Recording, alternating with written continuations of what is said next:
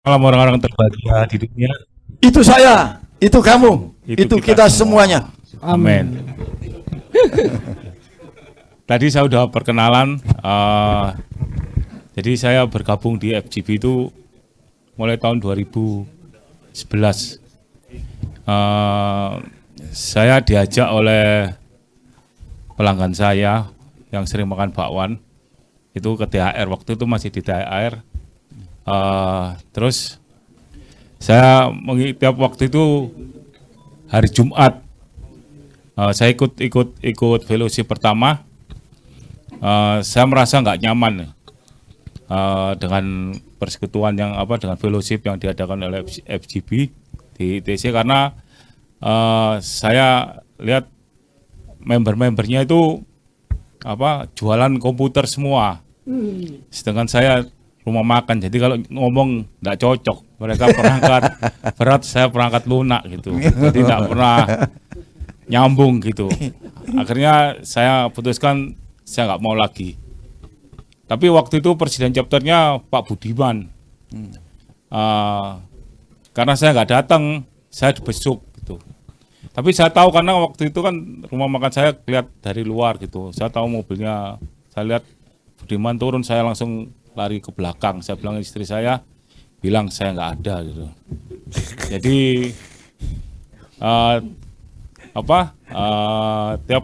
tiap hari Jumat saya nggak hadir, selalu saya dikunjungi gitu, 4 orang 5 orang gitu.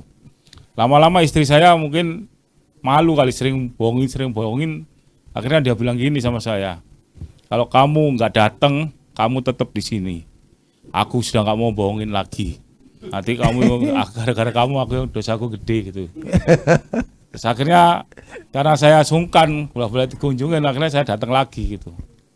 Datang lagi, terus saya disambut ya sama Pak Budiman, saya bisa ngobrol gitu. Nah, akhirnya saya sampai berapa kali pertemuan saya datang di situ. Terus suatu kali pertemuan Tuhan ubahkan hati saya. Saya adalah laki-laki yang tidak bisa menghargai istri gitu. Saya tidak pernah bersyukur terhadap istri saya, karena saya anggap apa yang dia lakukan itu tidak pernah benar, salah semua gitu. Ini watak saya sama istri saya gitu. Nah, waktu itu kan Pak Handoko itu kan mentor kita di THR waktu itu. Kalau setiap kali pertemuan kan mendoakan gitu. Nah, suatu ketika ada member yang namanya Setiawan itu berdoa. Dia mendoakan istrinya. Dia bersyukur kalau dia punya kasih Tuhan wanita yang sempurna, terus istri yang baik, penolong yang sejati gitu. Terus saya itu mikir gitu, saya tahu istrinya Pak Setiawan ini, dia nggak bantuin dalam pekerjaannya, tapi kok dia bisa bersyukur ya. Nah, sedangkan istri saya membantu pekerjaan saya, tapi saya nggak bisa bersyukur. Akhirnya Tuhan ubah image saya terhadap istri saya. Saya mulai mengasihi istri saya, tapi saya tidak ngomong gitu atas apa yang saya lakukan, biar dia merasakan gitu. Saya rubah istri saya, mulai mencintai istri saya. Kalau saya berdoa, saya bersyukur punya istri seperti dia, wanita yang baik. Saya terus berdoa seperti itu. Lama-kelamaan mungkin istri saya sudah mulai merasakan perubahan saya.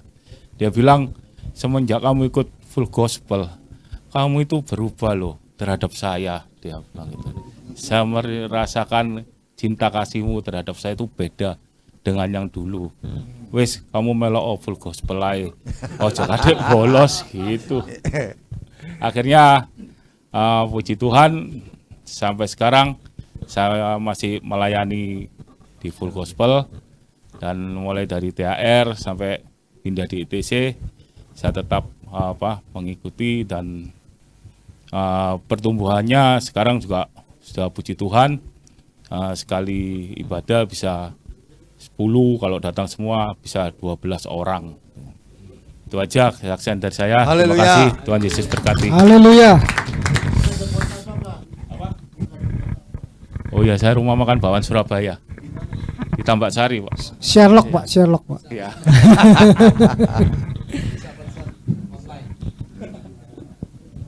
Haleluya. Makasih Pak. Oke, kita akan dengarkan juga sharing dari Pak Kwang ya. Oke, silakan Pak Kwang sharingnya. FGB Man. Silakan Pak. Terima kasih. Saya ini sebenarnya begini ya.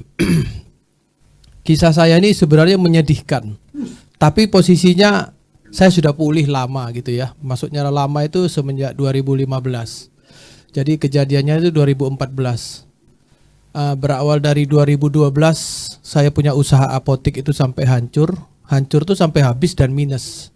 Jadi saya sempat naruh uang lebih dari 500 juta itu habis dalam sekejap, dan di komputer tuh ada rupiahnya tapi tinggal kondisi minus. Dia punya komputernya ada barang tapi di fisik kondisi minus gitu ya.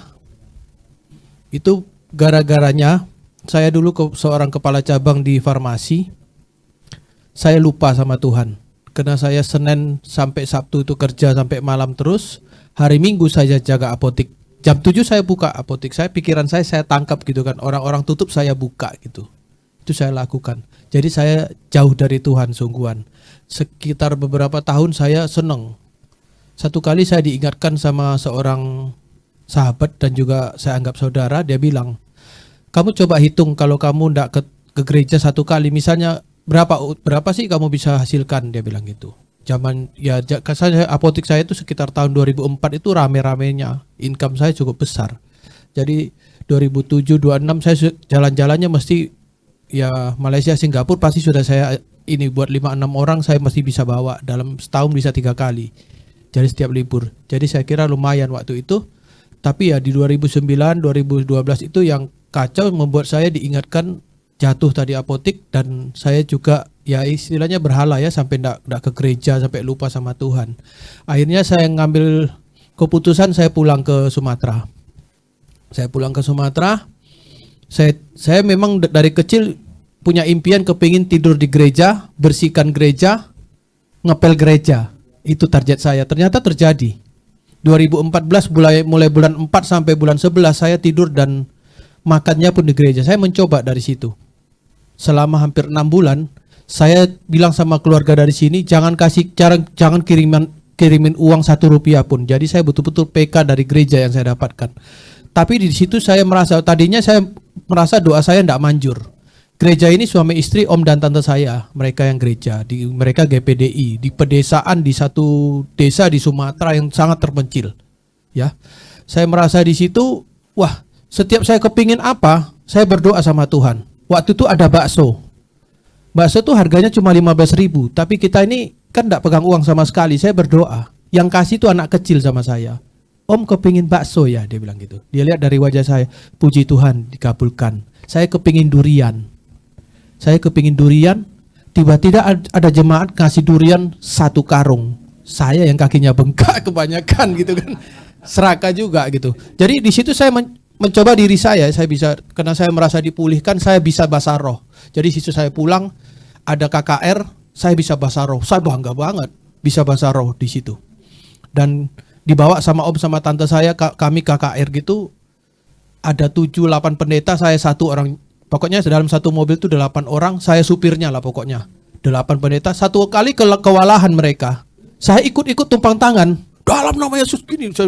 Orangnya jatuh. Ternyata orang yang jatuh gerbang ini dia bermanifest segala macam, akhirnya dia dipulihkan gara-gara dia minum darah ayam pas segala macam bisa. Dia bilang ada 1 bro yang bukan pendeta bisa memulihkan, bisa membantu, dipakai Tuhan untuk buat saya. Padahal saya selama ini pendeta mau doa apapun tidak bisa bahasa roh. Tapi gara-gara bro ini apa? Saya tambah kaget lagi loh, Tuhan bisa pakai saya. Di situ saya pakai prinsip gini, Tuhan memakai orang, tidak mungkin orang yang malas dan pengangguran. Nah, di situ saya berpikir, oh iya ya, Tuhan mulai pakai saya. Saya pulang dari sana ke sini, saya ikut kerja awalnya properti, closingan saya banyak, Pak. Saya pernah closing itu rumah 7M, bayangkan deredek jantung saya, Pak. 7M dapat komisi 3%. Saya baru datang, Tuhan kembalikan itu cepat sekali. Dalam setahun katanya properti waktu tahun 2015 itu sulit saya bisa dapat. Saya bilang kalau Tuhan mengembalikan itu luar biasa. Apa yang saya minta selalu dikabulkan Tuhan. Sampai saya dipercaya di GBI Rock di Kenjeran. Saya sebagai koordinator Asar Diaken, saya juga jadi GKM, disekolahkan juga sama pihak sana. Terus akhirnya karena ada bentrok apa segala macam, saya keluar dari gereja itu, balik lagi ke asal. Saya kembali ke Katolik. Tapi di sini yang mau saya saksikan betapa baiknya Tuhan. Waktu saya lupa sama Tuhan, Tuhan itu tidak peduli gitu loh. Dengan apa yang pernah saya lakukan, Tuhan bilang, sudah, yang penting kami mengakui aja, kamu lakukan tindakan yang baik. Jadi saya berubah betul-betul di situ. Di gereja saya betul-betul menangis setiap harinya, menangis saya. Karena bayangkan di gereja kan disiplin ya. Kita mau makan, mau doa. Jadi setiap pagi selama mulai dari bulan 4 sampai bulan 11, kami harus, saya orang Katolik waktu itu ya, saya tidak ngerti baca firman, nggak pernah. Saya tidak pernah tahu di mana itu Ayub, di mana itu apa, nggak tahu.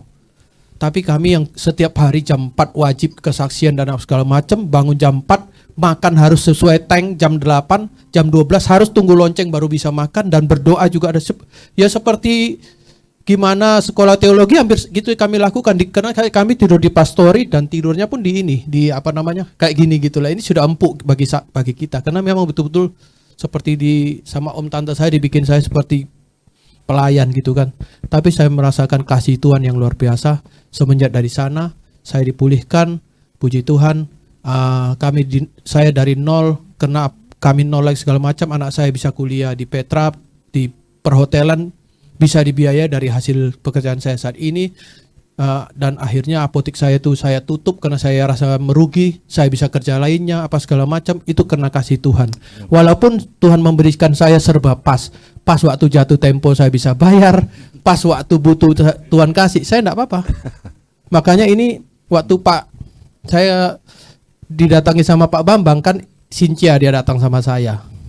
Saya lihat beliau ini yang berhala dengan mancing. Dulu kalau saya datang ke rumah dia, mancing terus, tidak bisa diganggu. Sorry, aku mau mancing gitu. Berhala dia sama mancing. Bapak yang satu nih, pancing kan di rumahnya banyak itu. Ayo kok kita gini-gini. Gak bisa aku mancing. Wah ini sampai jam 2 dia mancing. Saya tanya istrinya, kok bisa berubah? Iya, gara-gara ikut itu, dia bilang gitu. Jadi hilang mancingnya, dia bilang gitu. Saya bilang, saya juga kepingin saya bilang gitu. Jadi saya bilang, seorang koko saya ini bisa berubah. Saya juga mau, karena melihat di sini banyak ya contoh-contohnya, kok Ayong ya, semua ya bapak-bapak banyak contohnya. Kok dengan Tuhan tuh luar biasa. Apalagi Pak Bernard yang saya pernah tanyakan, Pak Bernard, gimana rumusnya? Pak Bernard bilang, saya saja sudah usia sekian sama istri masih luar biasa apa segala macam, apalagi cerita seks tempo hari itu ceritanya gitu. Berarti kita ini tidak salah tempat saya di sini, karena sampai tua pun tetap kita mengasihi istri. Dan saya yakin gereja kecil yang dibilang sama Pak Daniel, saya setuju. Gereja kecil yang dimaksud itu dengan kita cinta keluarga kita aja dulu. Tuhan percaya di situ. Yes. Itu aja, terima kasih. Ya. Luar biasa Pak Kwang ya. Oke, kita akan masuk dalam sharing firman. Saya undang saya undang Pak Budi Sentosa. Masih ada Pak? Bisa mendoakan untuk sharing firman? Boleh. Silakan Pak Budi. Ayo kita sama-sama berdoa untuk firman yang akan dibawakan oleh Pak Bernard. Ya, sini Pak Bernard. Terima kasih Tuhan untuk malam yang begitu indah, di mana kami semua bisa berkumpul baik secara onsite maupun secara online. Dan sebentar kami akan mendengarkan firman. Kami minta Engkau sendiri yang berbicara kepada kami melalui hamba-Mu Pak Bernard. Engkau pakai, beri hikmat, urapan, kuasa, biar melalui lidah mulutnya Engkau sendiri yang berbicara kepada kami, mengajarin kami, menuntun kami, menguatkan kami. Terima kasih Tuhan, kami siap mendengarkan firman-Mu. Dalam nama Tuhan Yesus kami berdoa mengucap syukur. Amin. Amin. Terima kasih Pak Budi doanya. Kasih dari surga. Oke, silakan Pak Doko. Kasih dari surga. Kasih dari surga memenuhi tempat ini. kasih dari Bapa surgawi, kasih dari Yesus mengalir di hatiku, membuat damai hidupku, mengalir kasih dari tempat tinggi, amin, mengalir kasih dari tata Allah Bapa, mengalir, mengalir, mengalir dan mengalir, mengalir memenuhi hidupku, mengalir, mengalir, mengalir kasih dari tempat tinggi, mengalir kasih dari tata Allah Bapa, mengalir, mengalir, mengalir dan mengalir, mengalir memenuhi hidupku, mengalir memenuhi hidupku, mengalir memenuhi hidupku.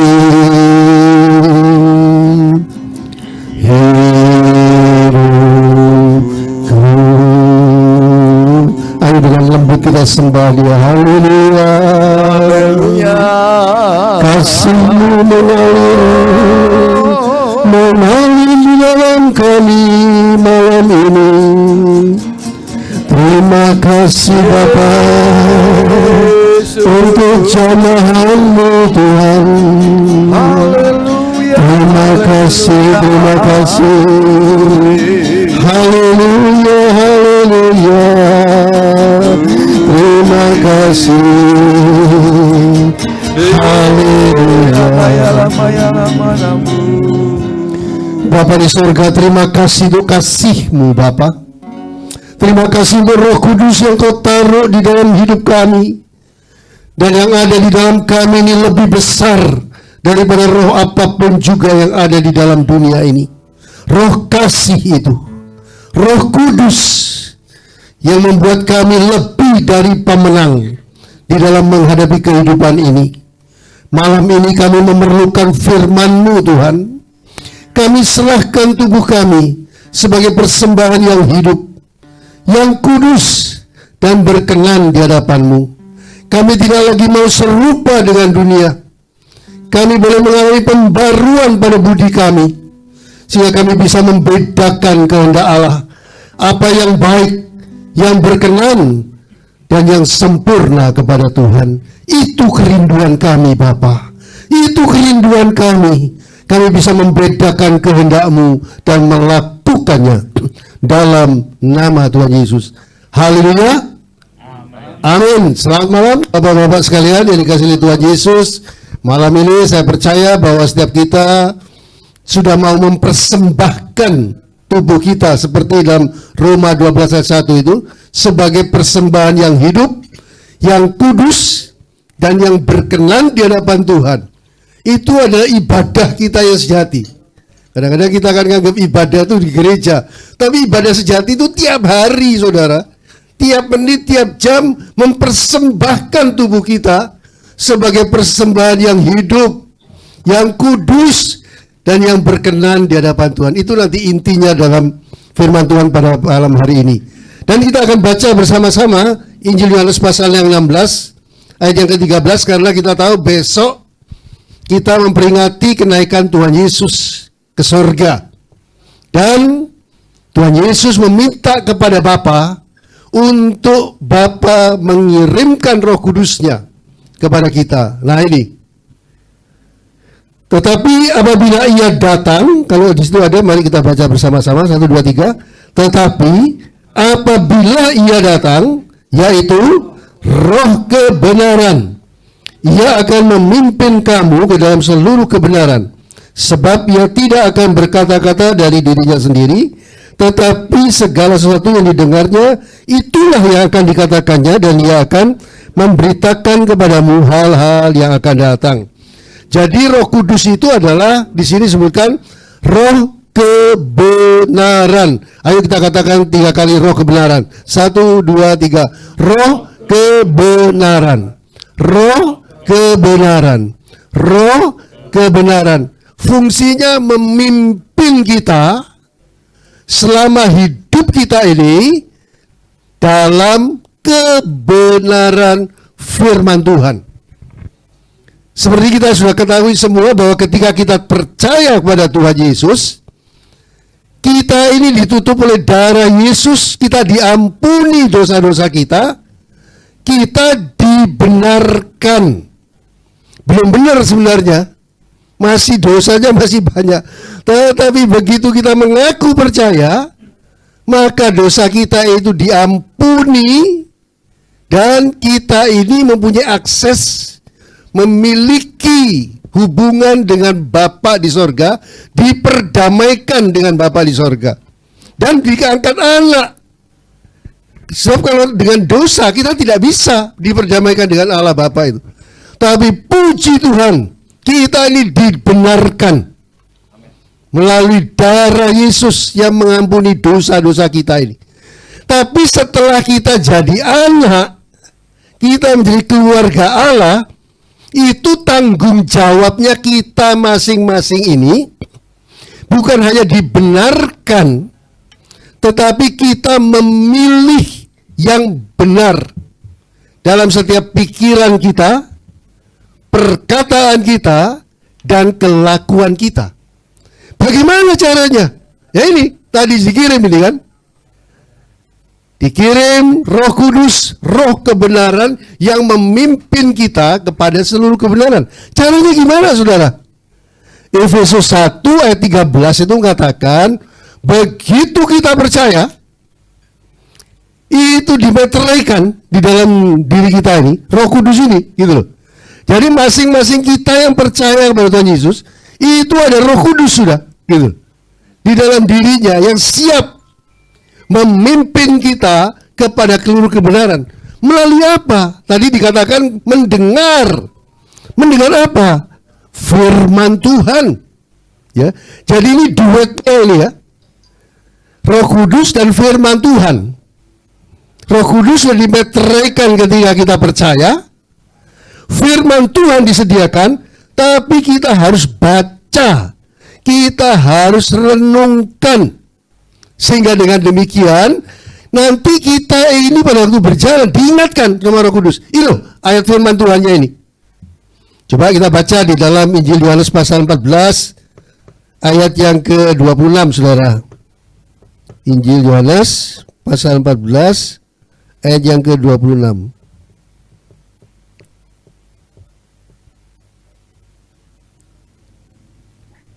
Yohanes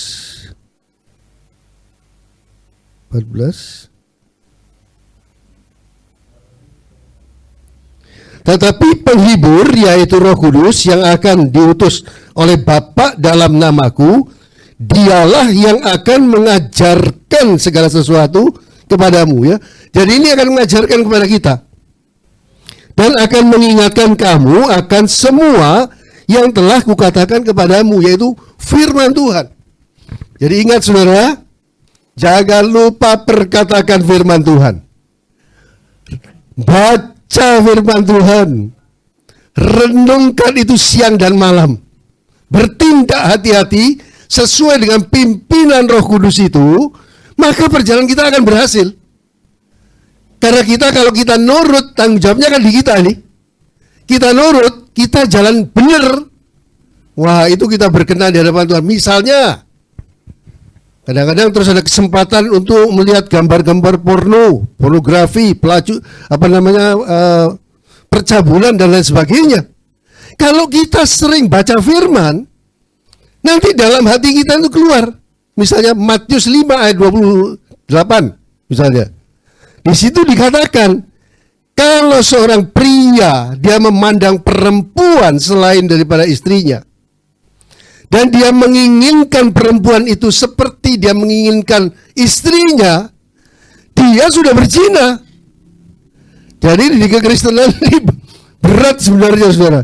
Bukan yang berbuat zina itu bukan karena berbuat, tapi di pikiran saja itu sudah menikmati gambar-gambar cabul, melihat perempuan lain yang bukan istrinya seperti dia ingin pada istrinya, itu sudah berzina. Gitu. Nah, ini kalau kita sampai tidak dipimpin oleh Roh Kudus dan kita tidak mau dipimpin oleh Roh Kudus, sesuai dengan firman Tuhan arahan tadi misal Matius 5 ayat 28 itu, akibatnya kita jatuh bangun dalam dosa. Kalau sebab itu saya mengajak, ayo tiap hari renungkan firman Tuhan. Ini Pak Alex sama Pak Ayung ini terus ini sampai saat ini faith comes by hearing itu. Tiap hari. Walaupun saudara tidak ikut seperti yang dibuat jurnal dan sebagainya, baca, renungkan, masukkan ke pikiran kita. Nanti pada saatnya, saudara, itu akan mengingatkan kita sesuai dengan apa yang kita hadapi. Kita tidak bisa ngampuni. Firman Tuhan mengatakan Roma 12, kamu jangan membalas jahat dengan jahat. Kamu harus bisa mengampuni. Wah iya ya Tuhan ya. Kadang-kadang di situ, kadang-kadang iya saya sebenarnya tidak mau ini. Inilah saja saya ada iri hati. Tapi Tuhan mengatakan jangan mendukakan Roh Kudus. Di dalam Efesus pasal 4, jangan ada iri hati. Waduh iya Tuhan. Nah ini kalau kita dipetani setiap hari, saudara, ini kan kita bisa berjalan dengan benar. Ini artinya roh kebenaran itu yang memimpin kita tiap hari, tapi karena kita mau mengambil keputusan untuk menanggalkan manusia lama kita menjadi manusia baru. Itu adalah tugas kita, saudara. Ayo kita baca di dalam Efesus pasal yang keempat, ayat 22. Ini enak saya baca di sini daripada buka sendiri nih. Ayo kita baca yuk. Yaitu bahwa kamu berhubungan apa saudara? Dengan kehidupan kamu yang dahulu harus menanggalkan manusia lama yang menemui kebinasaan oleh nafsunya yang menyesatkan. Yang menanggalkan siapa saudara? Saya, kita, dengan pertolongan roh kebenaran yang sudah ada dalam kita, yang mengingatkan firman Tuhan itu, dan kita nekat, ya saya mau tanggalkan, saya mau hidup dalam kekudusan, menang gitu saudara. Ya, jadi itu tanggung jawabnya itu di kita.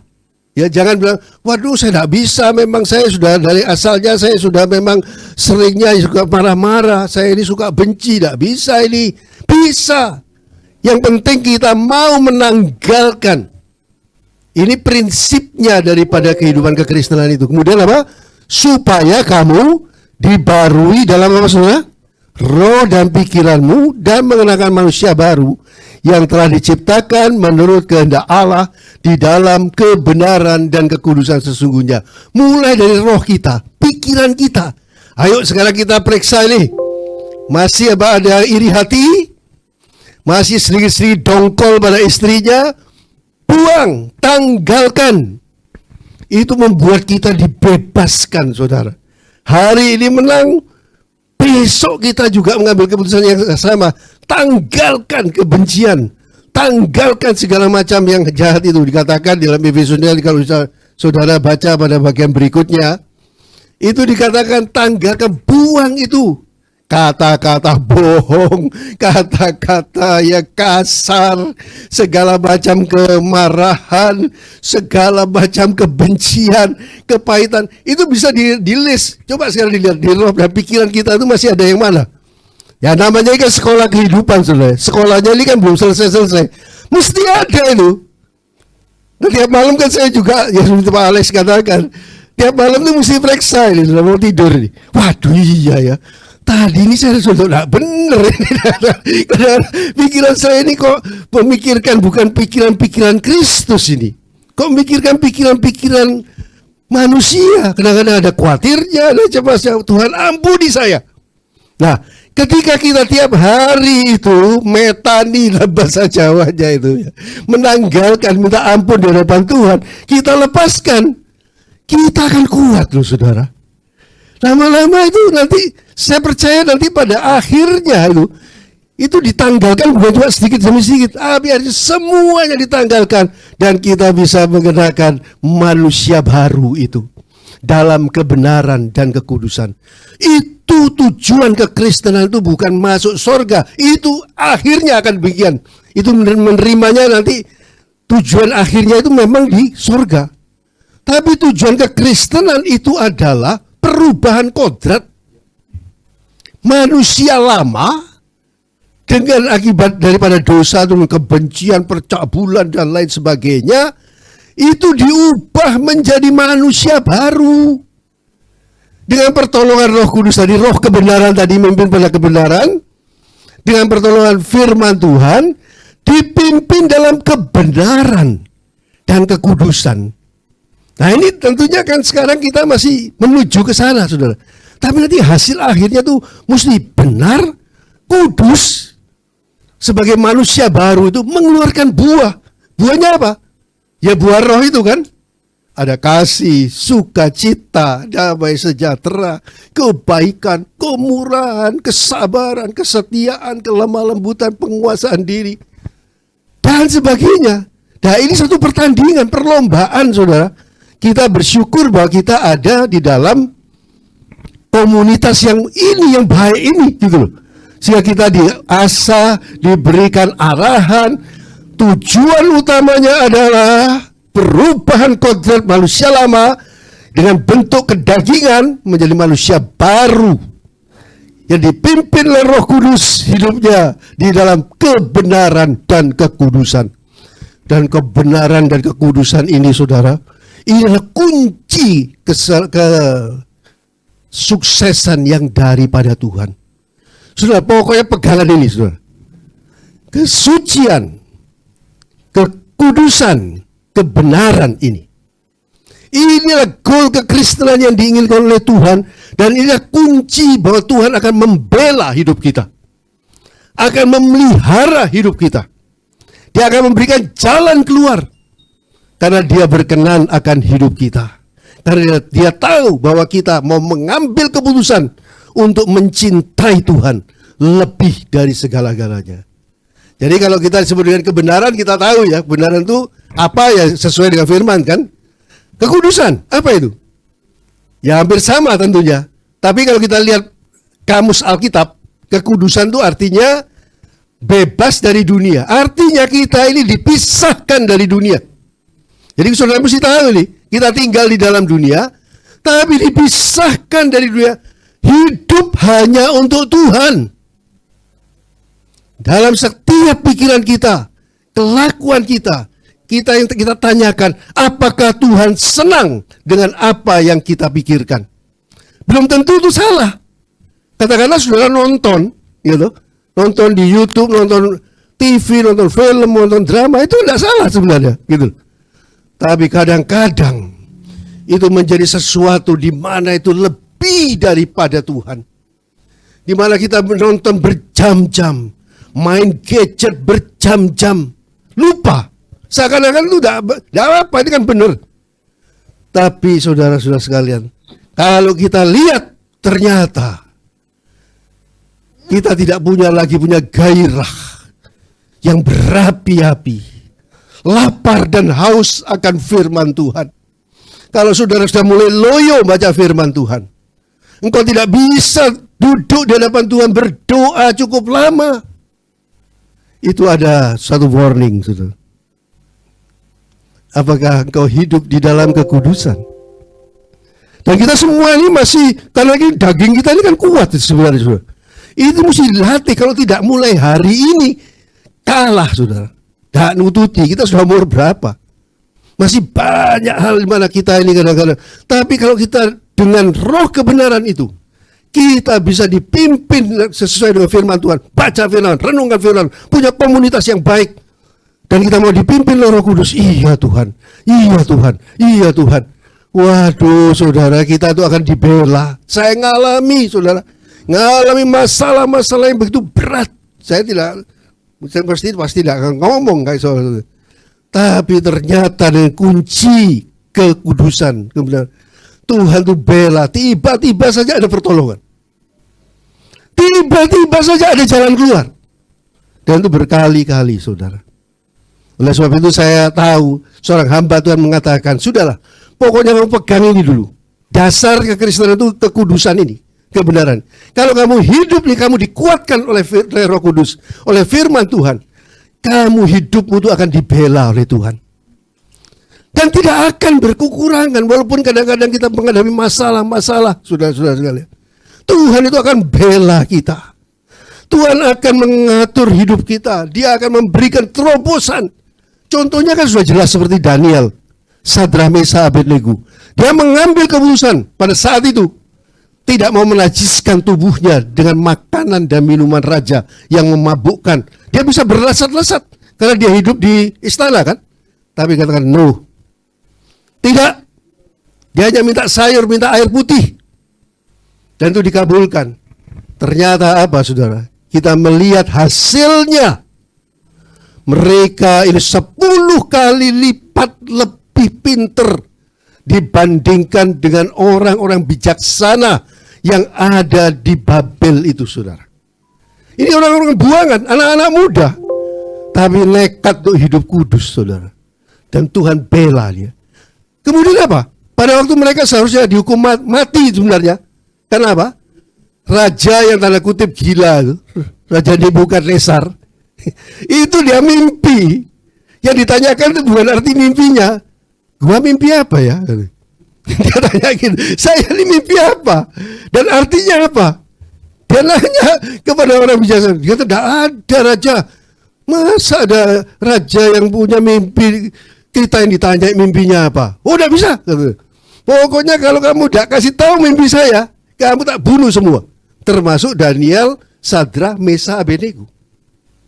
Tapi pada waktu itu Daniel dengan penuh hikmat, dia datangi wakilnya raja, ada orang yang ditugaskan untuk membasmi orang-orang pandai ini. Dan dia tanya, kemudian dia panggil teman-temannya, Sadrah, Mesah, Abednego. Ayo kita minta belas kasihannya Tuhan. Mereka doa, mereka pendoa. Pendoa syafaat itu mereka. Kalau kita baca Daniel pasal 6 kita lihat. Mereka doa sungguh-sungguh saudara. Supaya mereka terluput dari semua yang akan dihukum mati itu. Dan Tuhan membukakan jalan keluar buat mereka. Mereka diberikan hikmat, kekuatan. Bisa ngartikan apa dan tahu mimpinya raja itu apa dan mengartikan. Sampai Nebukadnezar itu sujud-sujud di hadapan mereka. Dan mereka dikasih anugerah luar biasa. Daniel pasal 2 itu. Mereka dikasih barang-barang kekayaan luar biasa. Disuruh memerintah Babel. Daniel ditaruh di istana. Coba kita lihat. Modal kekudusan, saudara. Sampai sekarang tetap berlaku. Allah akan membela hidupnya. Tuhan akan membuat satu terobosan yang tidak mungkin menjadi mungkin. Karena Tuhan melihat hati orang yang semacam itu nekat. Mau di tengah-tengah dunia dengan segala kenikmatannya. Dia mau kita hanya menyenangkan hati Bapa di sorga. Dan oleh sebab itu kita tahu bahwa orang yang seperti itu, saudara, kita rindu. Karena kita tahu tadi goalnya, kebenaran dan kekudusan. Itu goal kekristenan. Goalnya FGB Men, LOF. Karena apa? Tuhan ingin supaya kita tuh berhasil dan beruntung. Ukuran berhasilnya Tuhan itu beda, saudara. Karena keberhasilannya Tuhan itu ukurannya sampai kekal. Bukan cuma sekarang, bukan. Gitu. Sekarang kadang-kadang kita diproses oleh Tuhan. Menghadapi permasalahan, tidak apa-apa. Asal kita tahu, karakterku akan bertumbuh. Karakterku akan dibentuk. Aku mau hidup dalam kebenaran. Aku mau hidup dalam kekudusan. Ada saatnya Tuhan mengangkat kita, saudara. Bahkan kekekalan itu, namanya kekal itu tidak bisa dihitung dengan tahun. Itu tujuan goalnya Tuhan Yesus, memproses kita dari manusia lama menjadi manusia baru. Oleh sebab itu, firman Tuhan katakan, jagalah hatimu dengan segala kewaspadaan. Sebab dari situlah terpancar kehidupan. Jangan ada pun sedikit kepahitan, kebencian, apalagi 1 Yohanes 3 ayat 15 mengatakan, kalau seorang membenci saudaranya, mungkin dia tidak sadar, dia itu ada sedikit dongkol pada saudaranya. Bereskan saudara. Dikatakan di 1 Yohanes 3 ayat 15 itu, orang yang membenci saudaranya adalah pembunuh manusia. Dan tidak ada pembunuh yang bisa hidup kekal dalam kekal selama-lamanya. Hati-hati saudara. Kita kalau punya orang, apalagi kalau ada orang yang mau meninggal, tanya betul. Jangan simpan dosa, kebencian, kepahitan. Itu bahaya karena firman Tuhannya sudah ada. Membenci sama dengan pembunuh. Dan pembunuh tidak bisa mendapatkan hidup kekal. Oleh sebab itu saya mau menutup ini dengan sebuah kesaksian yang dulu mungkin saya sudah saksikan juga. Seorang teman yang namanya Tony Wihanto, gitu. Tahu? Tony Wihanto, Yung. Itu kan boleh saya pernah saksikan. Ya dia jadi saya membangun pabriknya, kemudian dia masuk di Full Gospel dan seterusnya. Itu sudah. Oke, ya sudah. Satu saat dia sudah melayani. Dia dulu melayani di Full Gospel, kemudian dia melayani di gereja. Kena sakit tumor. Tumornya ini tumor yang bukan seperti kanker, bukan kanker ya. Tapi dia ceritakan itu kayak bola pingpong gitu. Dan dideteksi oleh dokter, ini penyakit dari 1 juta orang, cuma ada 1 orang yang mengalami kayak begini. Jadi dia karena dia orang kaya, kemudian papanya membiayai dia ke Singapura dengan 6 dokter dioperasi. Kelihatannya gagal waktu itu. Dia koma, bleeding. Dan pada waktu dia koma itu, dia nulis buku, saudara.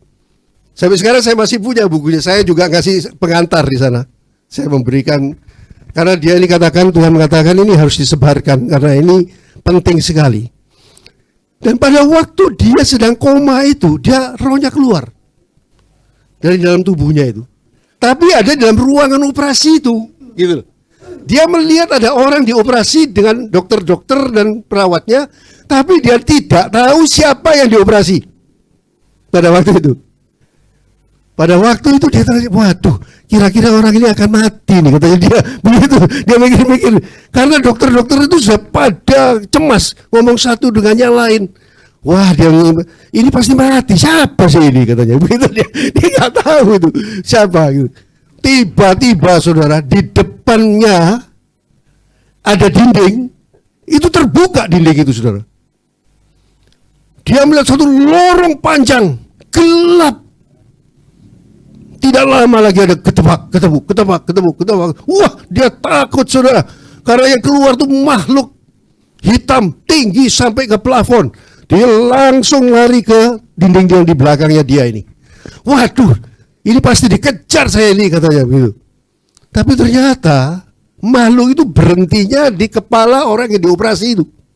Di meja operasi itu. Waduh, dia kata, selamat. Waduh, ini ternyata bukan saya yang ditunggu ini, katanya. Ternyata ditunggu yang lagi dioperasi ini. Wah, ini makanya pasti mati nih. Siapa ini ya, katanya.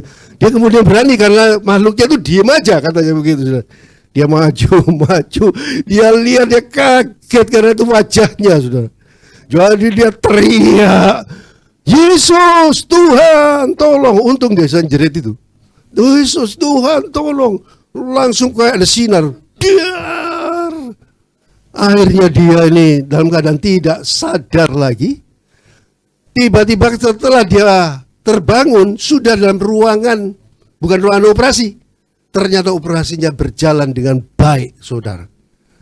Waduh, dia di sana itu selama berapa hari lenger bahasa Jawanya. Dia cerita sama saya, Tapi di bukunya tuh ditulis gitu loh. Dia tanya sama dokter, dia tanya sama Tuhan, Tuhan, kok begitu kebangetan ya Tuhan ini, katanya.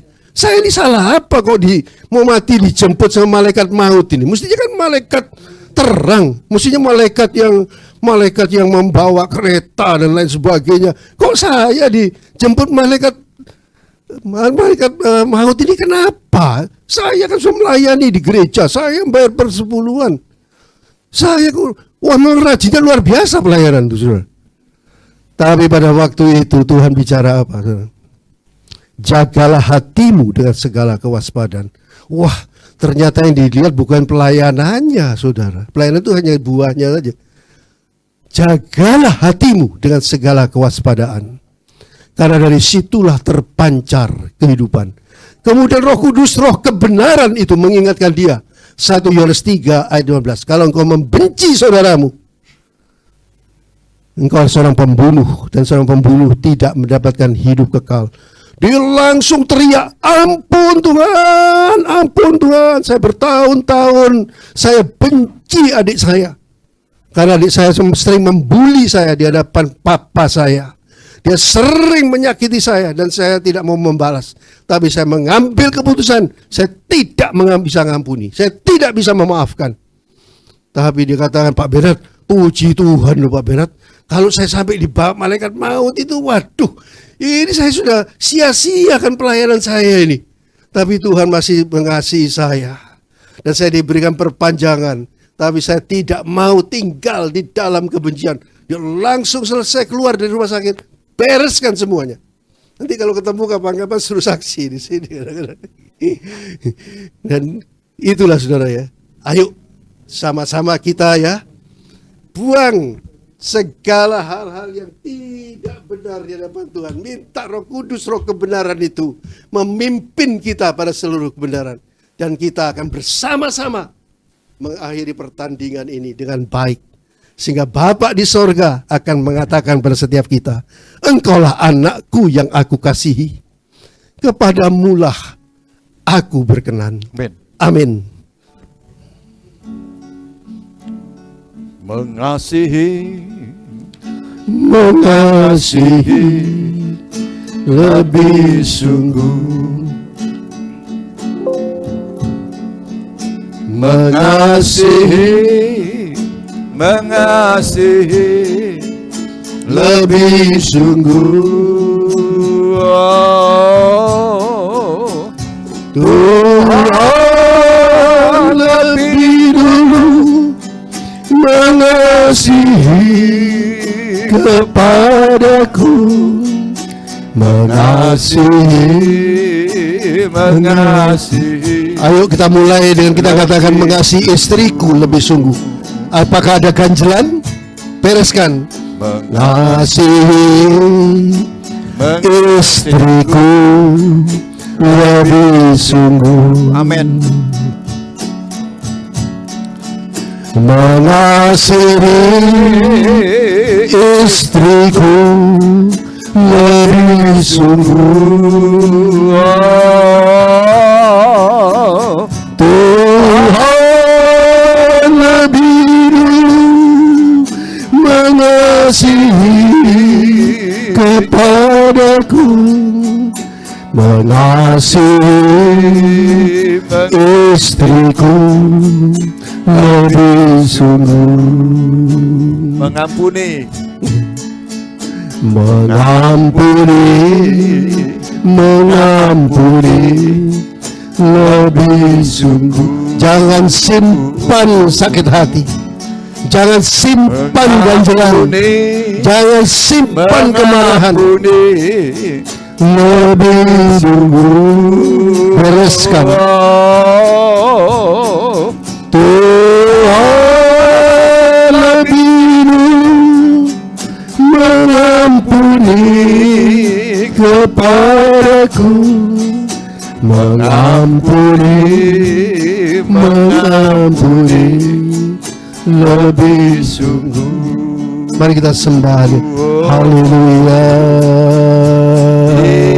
Nama ya Haleluya. Dengan kelembutan Datanglah kehadiratnya, ampuni saya Tuhan, ampuni saya. Haleluya. Segala pikiran-pikiran, perkataan-perkataan, baik kepada istri, baik kepada orang lain, pikiran-pikiran mencurigai, pikiran-pikiran yang tidak berkenan di hadapan Tuhan, ampuni Tuhan. Haleluya. Haleluya. Haleluya.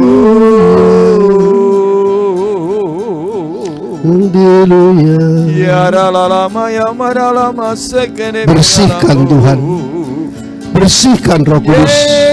Kami mau membersihkannya. Ingatkan Roh Kudus, Roh kebenaran. Ingatkan kami malam ini apa yang belum kami bereskan, dosa apa yang kita masih sembunyikan. Haleluya. Di dalam nama Tuhan Yesus, segala pikiran-pikiran, segala dosa-dosa yang tersembunyi, kami cabut dalam nama Tuhan Yesus. Kami mematahkan dalam nama Tuhan Yesus. Dan saat ini biarlah kasih Bapa mengalir dalam hidup kami. Terima saudara. Terima kasih Tuhan itu. Terima kasih Bapa yang bisa mengampuni dan memberkati orang lain. Kami mau hidup dalam kebenaran dan kekudusan. Sampai akhir kami mau menyenangkan hati Bapa. Di dalam nama Tuhan Yesus. Yang percaya katakan amin. Tuhan Yesus memberkati. Terima kasih Pak Bernard. Ya. Saya mau nambahi Pak Bernard tadi bicara tentang Tony Wihanto itu. Jadi hidup kita ini ya kali Judan. Akhir-akhir ini saya ngelayanin lewat telepon, tapi berapa kali sering sekali. Entah itu orang tua, mertua, bahkan juga teman pelayanan, waktu dia sekarat, koma, ketakutan bukan main. Tapi waktu dibisikin, saya tuntun mereka ini supaya terima Tuhan, terutama saya kasih Mazmur 23 itu bisa tenang. Jadi ini urusan satu ini penting sekali buat saudara-saudara sekalian. Makanya saya aminkan sekali apa yang sampaikan. Intinya kita ini jangan lagi hidup ugal-ugalan. Harus serius sama Tuhan. Harus hidup yang benar, hidup kudus. Karena hari-hari ini memang roh jahat ini peperangan betul ini akhir-akhir zaman ini. Kalau kita nggak sungguh-sungguh melekat kepada pokok anggur yang benar ini, kita tidak mungkin bisa hidup benar sudah.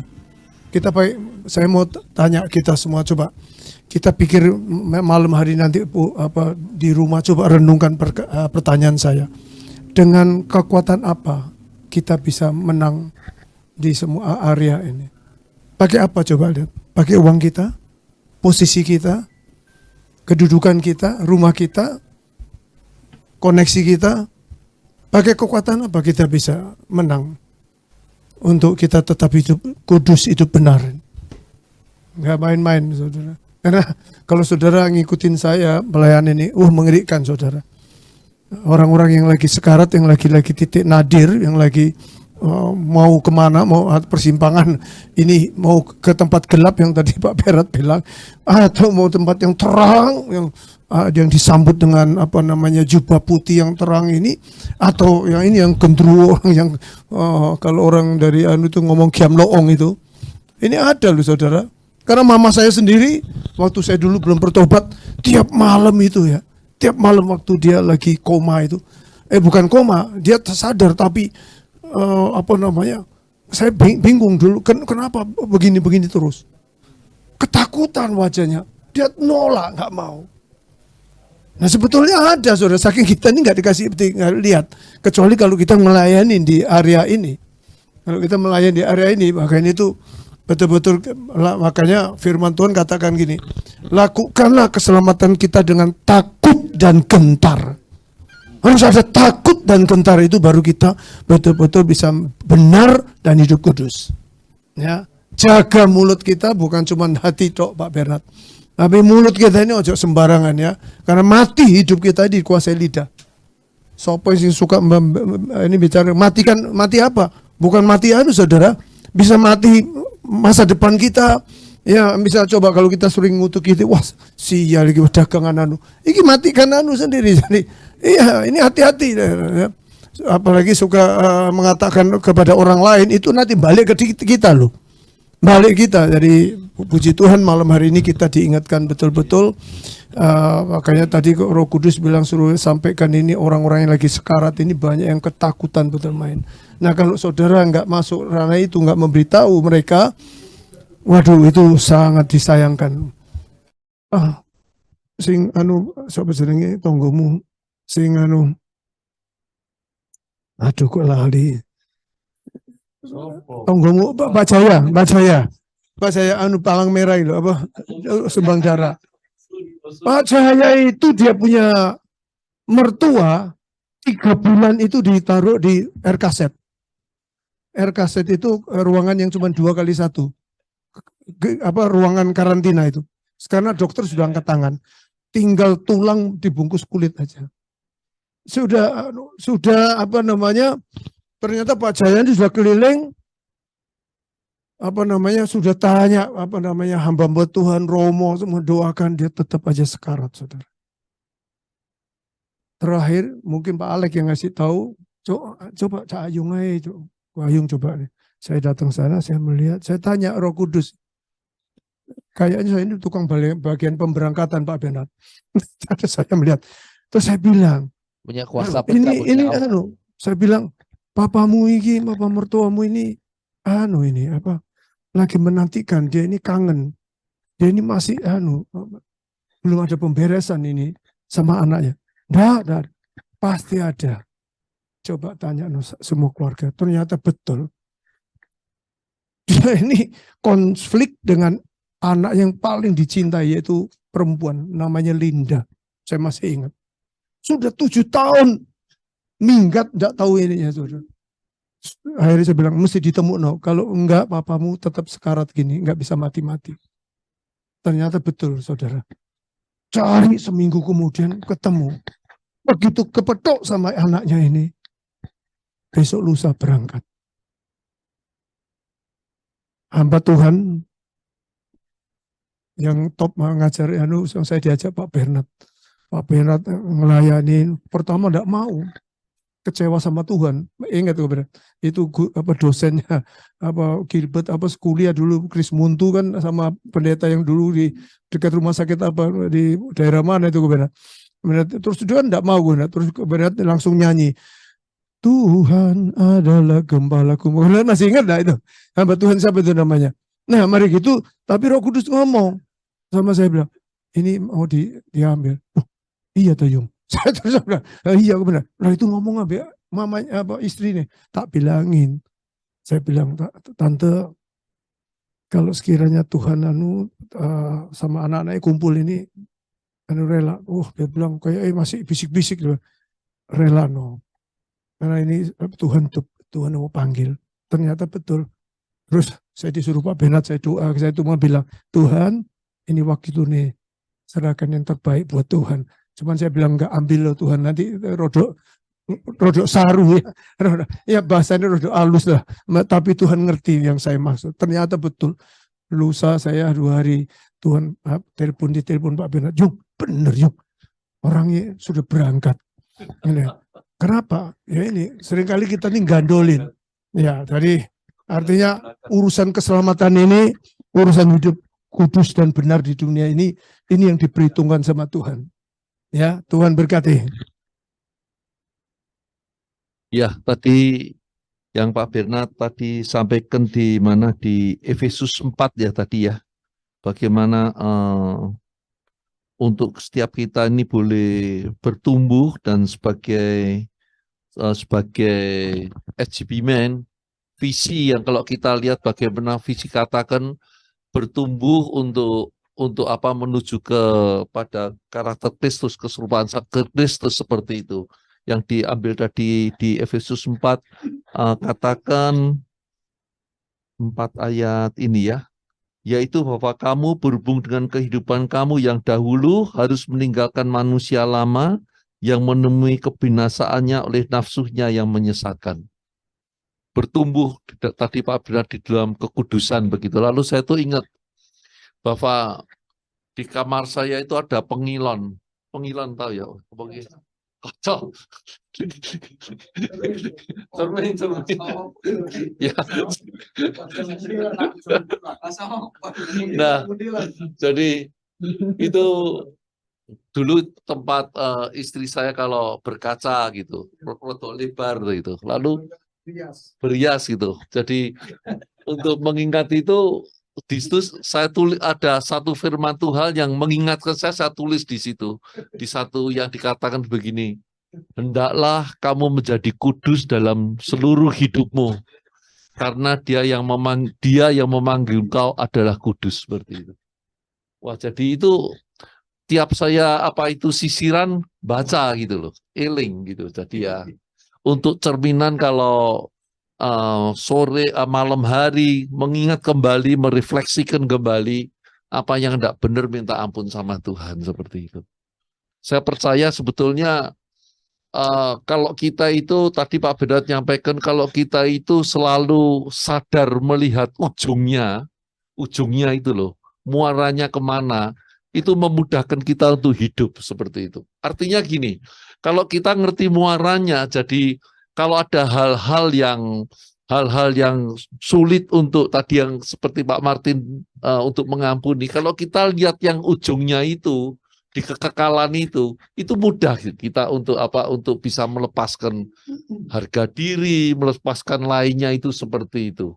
Jadi memang ini seperti yang Pak Bernard katakan bahwa tujuan kita itu di dalam kekristenan itu yaitu tadi itu kebenaran, kekudusan seperti itu. Karena kebetulan saya ini kalau hari Minggu kan pergi orang-orang tua melayani yang ditugaskan sama gereja itu. Itu banyak hal yang saya lihat itu juga menjadi refleksi saya gitu loh. Besok saya kalau sudah tua dan waktu ini mau diceluk sama Tuhan itu kayak apa posisi hati saya, seperti itu. Seperti itu. Karena ada juga ada orang yang usianya sudah hampir 90 begitu. Tapi saya layani tiap hari Minggu begitu, lalu susternya tuh cerita, waduh, Pak Alek, saya lihat begitu dia itu masih kuat, tapi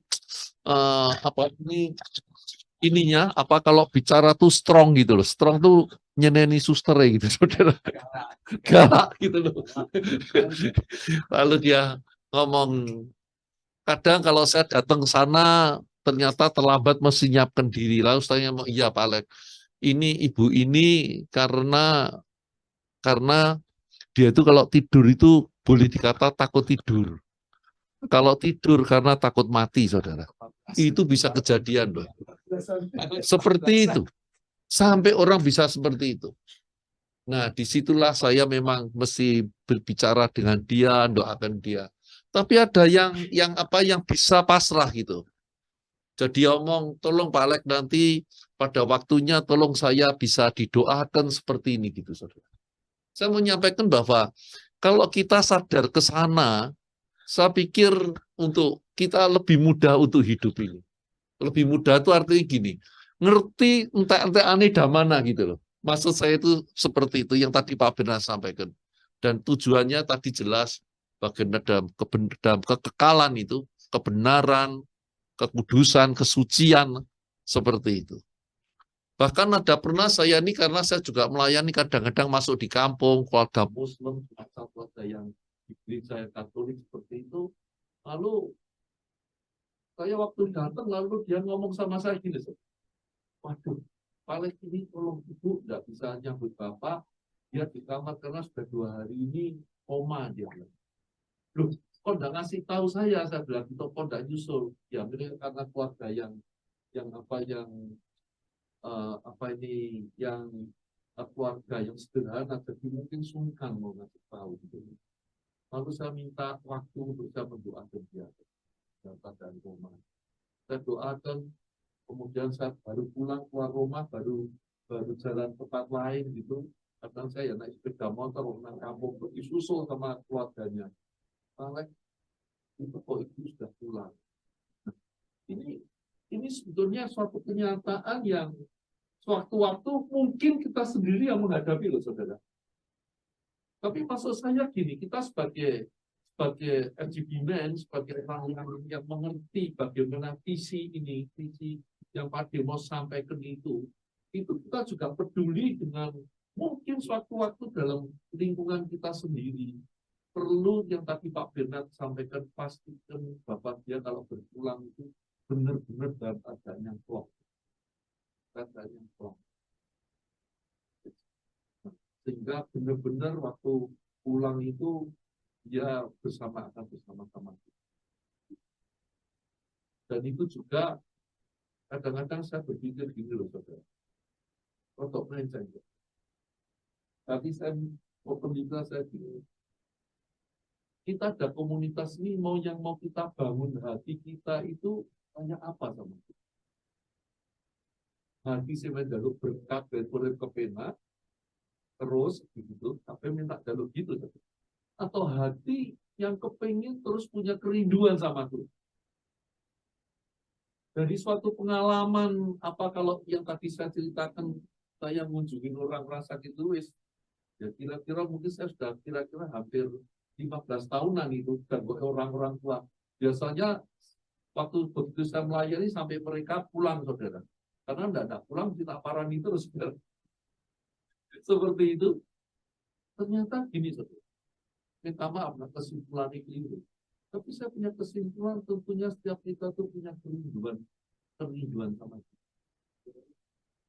Sehingga pada waktunya nanti kapan tidak ngerti saudara, waktunya kita masing-masing. Kita baru karuan beliau di bidang sokarem. Tapi hendaknya dalam posisi yang terus dibangun hubungan yang rindu sama Tuhan. Amin. Tadi Pak Bena sebetulnya sudah nyinggung tadi. Apa ciri-cirinya? Punya kerinduan enggak kita itu, kerinduan suatu passion untuk baca firman Tuhan. Kalau itu terkalahkan dengan yang lainnya, suatu warning kan Pak Bena. Itu warning. Bapak kita mulai akan terpisah dengan dia. Nah ini kalau terpisah dengan dia, waktu iman dia.